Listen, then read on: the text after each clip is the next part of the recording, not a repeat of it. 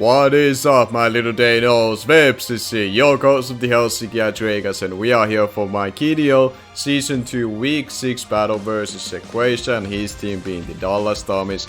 As you can tell from the face cam and me talking here, this is not being audio being off sync. This is actually post commentary cause some reason my OBS decided to make my microphone at default as I've been recording my GDL week 6 and 7 battles. So this week and the following week uploads that I will do for the GDL will unfortunately be post commentary. But I try to remember as I go, as we watch this together, what was my thought progress going into this battle. So my apologies, it was a wet potato moment because I didn't usually check, because that's how professional I am regards to recording with OBS. But either way, we get to see the full team of 6 that I'm bringing, and my opponent, his team you can see down below in the description if you wanna go check the team pages as well, and for example pause the video if you're curious about the matchup, and you can see my roster as well as a comparison. But he has a Gmax, INTELEON, Clado, Chandelure, Pangoro, Aura and Wigglytuff as his full team of 6. So starting from here, I was really worried about the Pangoro in itself because I am quite weak to it naturally with my team, and the other big threat versus me would be the Aura as well. But I did have Celebi as a way to deal with it, and I think that will be ultimately the choice that I do as a lead, because the Combo Berry not only helps with the Aura's knockoff, it also helps with the Pangoro, and I do have the Dazzling Gleam on it. So we get to see that is going to be the lead of choice that I go with, and we go from there. And I think the choice scarf Dragapult as well is going to be physical this week instead of standardly being used as a special set. So you're gonna be noticing that as well as we go along. But good luck and have fun. Obviously I was something that I wish to Shayquaza, but let's see how it's gonna be going from here. I don't actually remember what was his lead. No, actually I do remember. He does lead with his Aura. So the lead choice for myself works out pretty decent in itself, but the unfortunate case is that my 4 moveset was kinda handicapped, which ones I wanted to pick as my full moveset. So I don't have Earth Power on it, but I do have my Stabbing Psychic to be able to deal some good damage on this Aura. And we're gonna be seeing that I will go for it straight out. And at this point I was thinking like what could be his potential swap in to be, but I rather just hit what it was in front of me, and I can U-turn on the Clado if that would be his. I guess Clado wouldn't make sense. Maybe the Wigglytuff would be the most likely switching into this, or even the Chandelure, which both I can manage, which I can go into from there. So he does go for the knockoff here. We did have the Combo Berry on it, and we can take it just fine in itself. And then we get some good damage on it with Psychic. It is pretty close to be a 2-hit KO if I remember right. Yeah, it's decently close, not good enough. But from here, I think I went for the U-turn because I was expecting him to swap out at this point. And that is going to be the move that I do click on it. And I think I do actually manage to get this one right. And we get to see him swapping out on the following turn. So either way, I was expecting him swapping out at this point, because I feel like it's better for him to preserve this Aura a little bit healthier from here, and he cannot kill me back. And he has things in the back that can take the Psychic instead if he has to worry about it. So he does swap out into the Chandelure, and from here I can basically just go into my Snorlax and then go for a Earthquake, because even if the Clado comes in I can body slam it for free. So we should not be too bad from there. The scary part of bringing the Snorlax like this would be that it gives a free. Oh no, I had high horsepower because he had Rillaboom on his roster with Grassy Surge as its ability that now it gets access to. But either way, I do go for the high horsepower here. I was thinking like if I should try to predict the Pangoro, but I value the damage either way, and I have the Rocky Helmet Skarmory to swap into, which also carries the body press to hit it as well. Quite hard back as well, and I spec rep it to outspeed a Adamant Pangoro. So ideally I would outspeed it unless he's Jolly or if he would be Choice Scarf. So he does go into the Pangoro as we get some nice damage off on it, and we see it being Wall Breaker, so it's not actually scrappy that I was thinking that it would be, so he can click close combats relatively free versus me that way. So we're going to into Discovery quite quickly on this turn. There's no reason not to do that.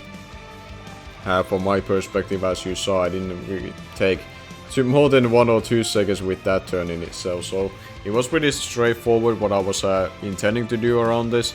And I didn't need Discovery for anything else, especially since the Rillaboom did not show up into the game. So this is just the waiting time that we have after this. He's taking his sweet time and selecting his move, but we do see that he does stay in and go for some sort of attacking move. I don't actually remember it quite well which one it was, but it is knockoff, so he went for that, thinking that I would not stay in and maybe I would make a aggressive play into my Dragapult, but that wasn't the case, and we got the Rocky Helmet chip on him. But now that he did knock it off, I cannot chip it any further besides just directly attacking it. So from here I was debating that do I want to go for the Brave Bird or the Body Press, and I think I clicked the Brave Bird just to be able to beat the Chandelure on a switch.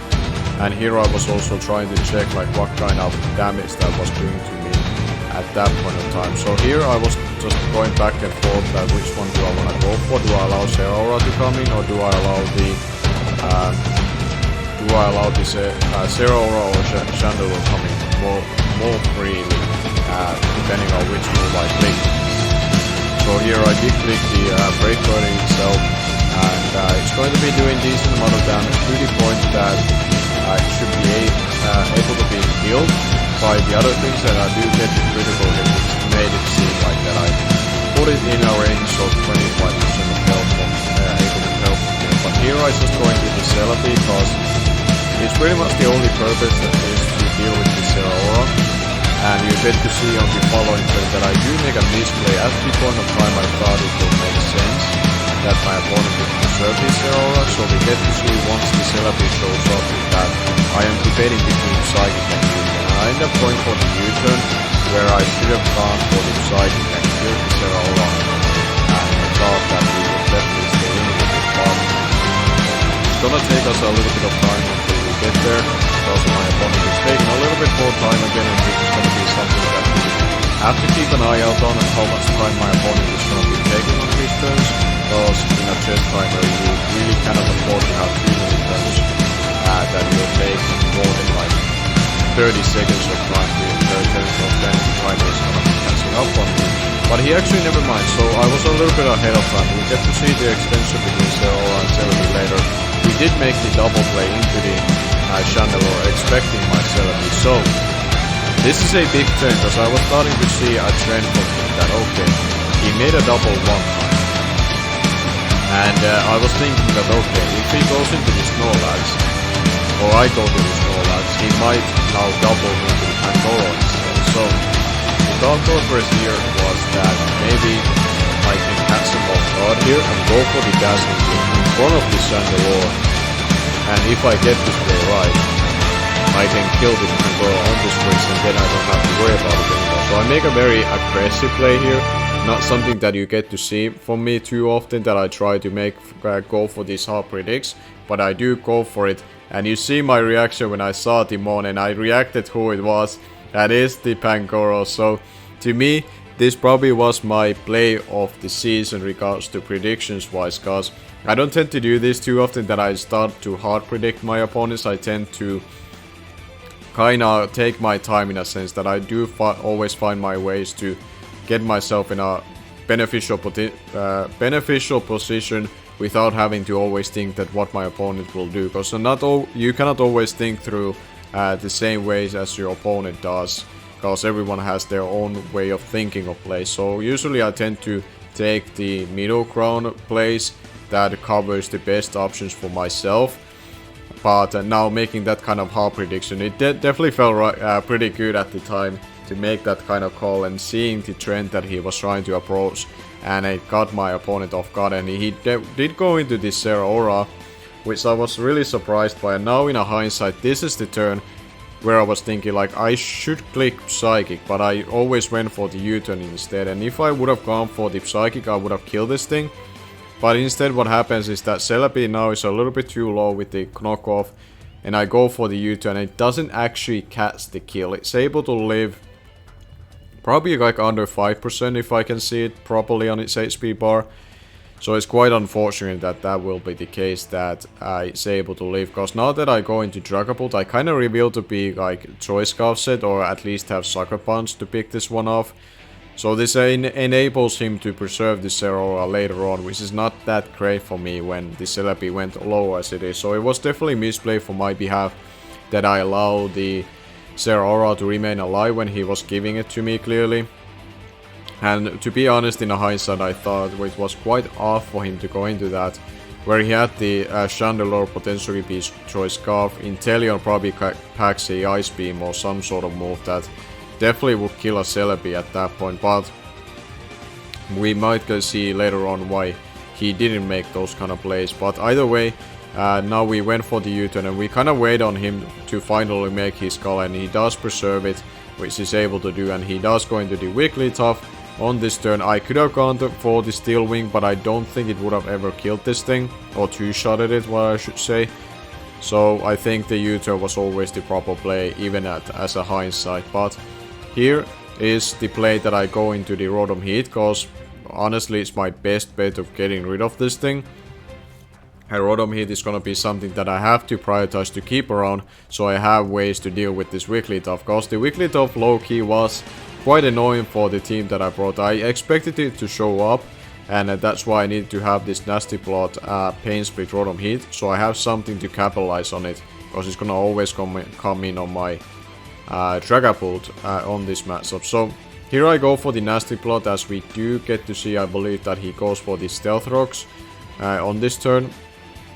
And this is where the Mind Games start to come into play, because he has the Electric Immunity and Absorber to gain health through Zeraora's Volt Absorb, and then he has the Flash Fire Chandelure in the back. So this kind of comes into 50-50s in that scenario. He also has the Claydol as Electric Immunity, but it's more so about the first two that I have to worry about, that which one do I go for. And at this point I was thinking that okay, the Zeraora is bigger threat, so I click the Overheat, because for the Chandelure at least I have Snorlax fully healthy. But you get to see that my opponent does swap into the Chandelure, so in a hindsight we can see that okay, well, I got that one wrong. And we can go back and forth that whether this is the right call or not. At the time I know that I still made this play based on the fact that I do have a switching into Chandelure, whereas versus Zeraora I don't really have one, as you can tell. So that's mainly the reason why I make that call. And here, while it got that boost, I always have the thick fat Snorlax in the back to take this hit and go from there. So I wasn't able to really gain too much out of the turns, and when you look those past couple of or 3 turns back, he was able to manage to get up his rocks, and now he's kind of forcing me out. So it wasn't the perfect scenario for myself, and now he does make the double, thinking that I would go for the Electric type move. So he was trying to gain his Zeraora's healthy yet again at that point. But I swap into my Snorlax at that point, thinking about the Chandelure. But as we saw him swapping back and forth between those two mons, we kind of saw what he was trying to do from there. But here, I think at this point I'm giving the Celebi to him, so I get a free swap into my Dragapult. But the annoying part is that we are putting ourselves in a similar position as last time, in the sense that the Wigglytuff will coming, and then I have to click the Nasty Plot. So the combination of Zeraora being still alive and the Chandelure is making it really annoying for my Rotom Heat to do the work. And this is where the Celebi not killing the Zeraora while it was in front of me really pays dividends to my opponent, and kind of makes it more annoying to me than it should be right now, where in a comparison I would only have to deal with Claydol and Chandelure together to take my Rotom Heat's dual stabs. So that's kind of where the misplay with that really comes in play in Aftermath throughout this battle. And now I do go for the U-turn yet again, off the chance I would live this hit. But I knew at the time that it won't matter which move I go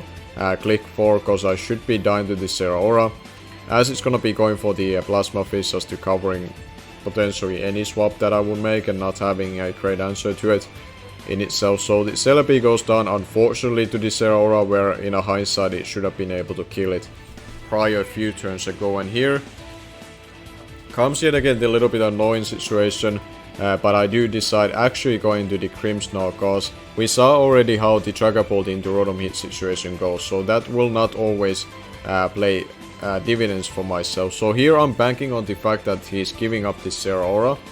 So he would think that okay, I'm gonna Gmax here, he wants to get the maximum damage that he can and go from there. But I do pack this Sucker Punch. And I was debating between here that do I go for the bulk up or the Sucker Punch. But I decided that I'm gonna Sucker Punch here and not Gmax yet. And I hope for the fact that he does let this thing go down and try to see that if he gets any damage off on him, off on my Crimson. So we got that one right, we got rid of the Zeraora finally. And it was a big play in a sense that now that the Celebi did go down, I didn't actually have too much to deal with it otherwise, besides maybe Rotom Heat, but Rotom Heat already is quite pressured to being able to beat that Wall Breaker for this weekly top. And speaking of it, it will be coming in on this turn, and this is where basically I just always go into the Rotom Heat, I believe. But the other option would be Snorlax or Skarmory on this instance, because Skarmory can also get up rocks for myself, which could help out. But in the end I decide that I go to the Rotom Heat, because it's gonna put him in a tough spot yet again. And I guess it's a tough spot for myself even when I go for the Nasty Plot, because now the Claydol and Chandelure can still be the immunities for my dual stab. But at least it's not anymore the Zeraora that I have to worry about, and which I could potentially give more health if I ever click the discharge. So here we go for the discharge, similar situation as before, except the fact that I have now taken the Dazzling Gleam from this weekly top, but I'm still in a range that I live a Shadow Ball from the Chandelure if I have to. And the weekly top by no means should be able to beat me 1v1 at this point of time, unless he carried Toxic, but then it would lack some other coverage that it could have, or Wish and Protect combination. So he does swap out, and he does go into the Claydol at this point.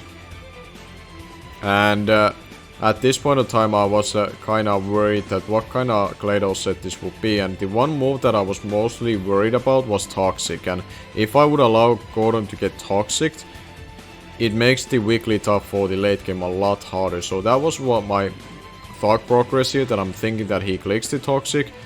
So I'm taking my sweet time, and I think I go into the Skarmory predicting the Toxic and get myself opportunity to go for Brave Bird or Stealth Rocks, even though there's a Rapid Spinner in front of me. But either way I did want to just prevent this thing to get into a timer if he would happen to carry that Toxic in itself. So here we actually get to see a pretty cool tech from his side as he goes for the Gravity.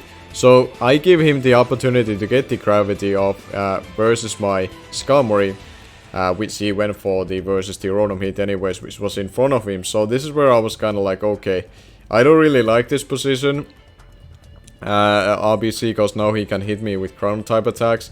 So I swap into my Snorlax thinking that worst case scenario, even if it's physical, Snorlax is bulky enough naturally to take those, it's just fine. But it's kind of funny to me at the time that if it's gonna be physical and like Life Orb, it might actually start chipping me down.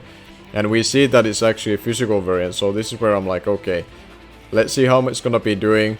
But I laugh at the damage, cause I was too much worried about him more than it was in front of me, cause in all reality wise it's still a Claydol, so obviously it won't be doing that much damage to us. So here I just go for the Body Slam, cause I don't fear the Chandelure in the back, cause this thing is my check to it anyways.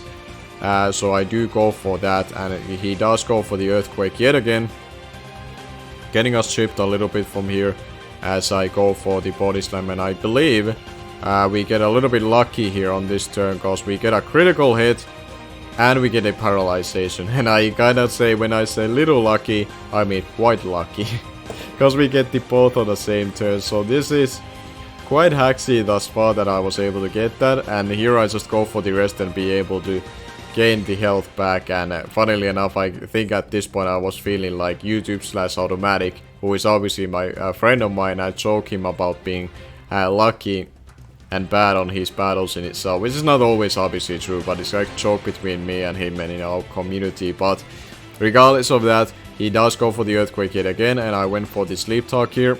Or I was about to go for the Sleep Talk on a following turn, after I got the rest of. So we come into a situation that he does realize my moveset, and I think he swaps into his Chandelure eventually on this, and we're gonna be seeing that I make a misplay on this on a following turn, and I do take my time on trying to think this. So the Chandelure does come in, and I was calling throughout this whole sequence while I'm trying to decide what I wanna do, and I'm thinking that it's going to be Trick. And in a hindsight, you're gonna see that I do the opposite, which in a hindsight I should always swap. And worst case scenario, I would sack this Skarmory and I see that it locks into Fire Blast and I'm fine. And I started to think that how much do I lose that if Snorlax does happen to get tricked. On a worst case scenario if he were to be that. And you're gonna see later on that's actually a quite big of a deal, because then the Chandelure becomes a lot more annoying for me to deal with, but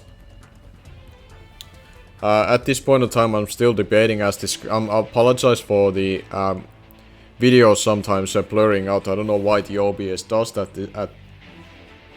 Sometimes when I try to kind of re-record the whole video in itself later on, and this is where I kind of, besides the Celebi going for the U-turn versus the weakened Zeraora, this is another big misplay that I look back on, that I made this battle a lot harder to myself that it then really needed that to be, because now I lock myself into Sleep Talk as I'm Choice Scarf, and I get the rest out of it. In fairness, I only had 33% chance of getting the proper move, so this was definitely a misplay for my behalf. I think in all intents and purposes I should have always swapped into Skarmory.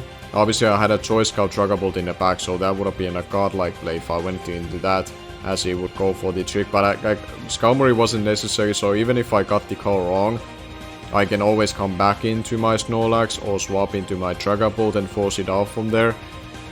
But now it turns out in the case that he got the trick off on the Snorlax and then I sacked the Skarmory, so this went completely the opposite way for my behalf. So I have to pay the consequences from that, and I have to now play this a lot differently.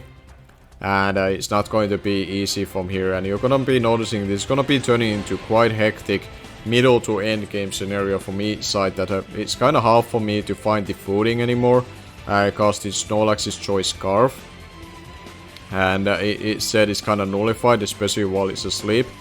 So this is where I'm debating that who do I want to bring in here to force this Chandelure out. So I go into the Dragapult, thinking that he would go back into Wigglytuff, and then I can go into Rotom Hit and start doing work from there. But you get to see that he's gonna be actually staying in on my U-turn.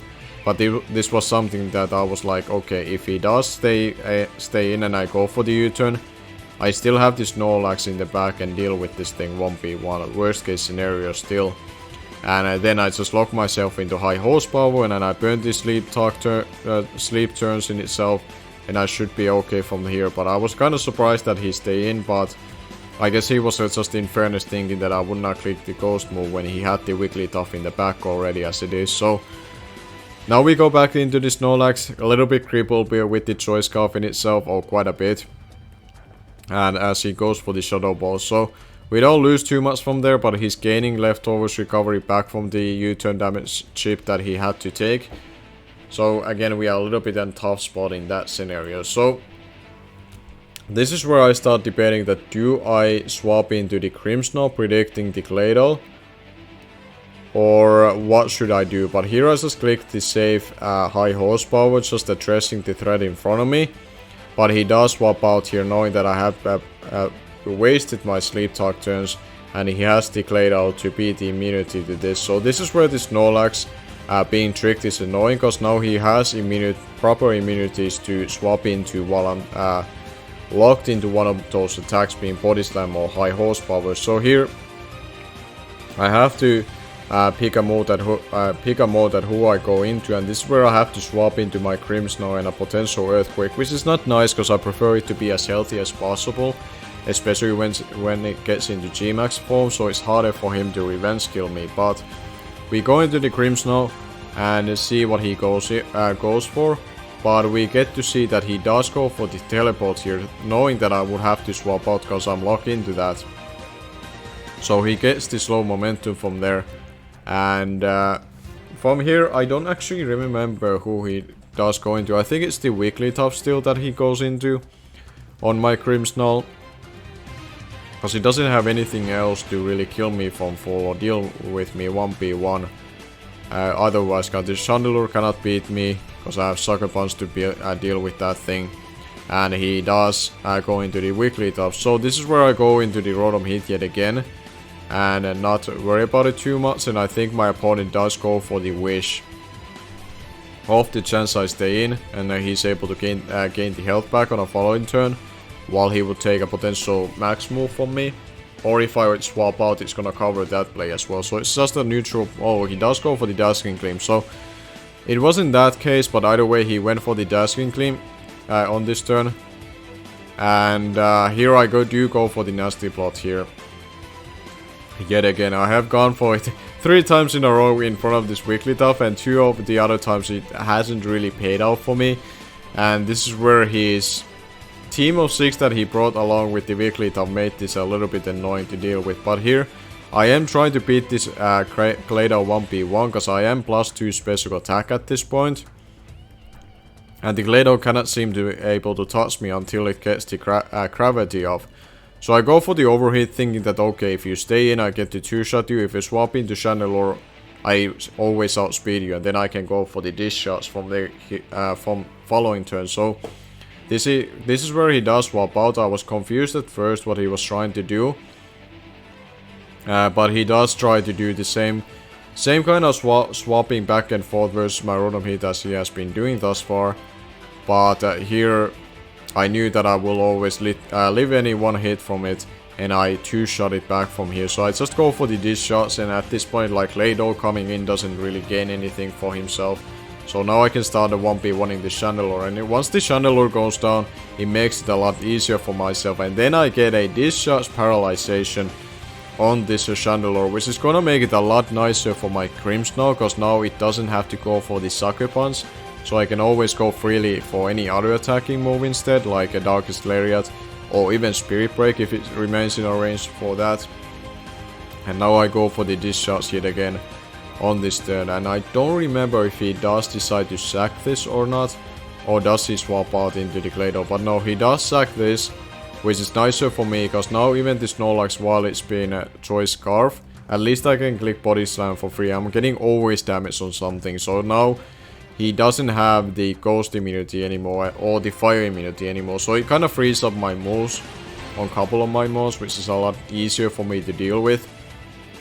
Alright, while thus far it's been actually quite annoying roster for me to deal with otherwise. And now he does go into his Gmax INTELEON, and I go straight into my Snorlax. My Snorlax doesn't have any other purpose other than dealing with this INTELEON, assuming that it's going to be special set, and especially when the Chandelure is gone, it doesn't have anything else that I need it for. So he does go for the liquidation. I'm like, okay, he brought a physical INTELEON, and that does decent amount of damage, and he gets the defense drop.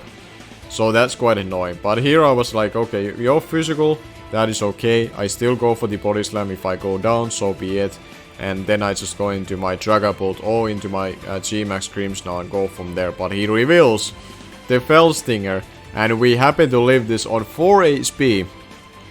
And we get up a body Slam off to him, and we get another paralyzation through Body Slam. So we have gotten out of 2 Body Slams, 2 paralyzations, and a critical hit. So Snorlax is well trained, let's say just that. And this is where comes my third misplay. I just saw that he went for the Fell Stinger, so there was no reason for me not in going to Dragapult and resist that hit, and be able to prevent that to happen.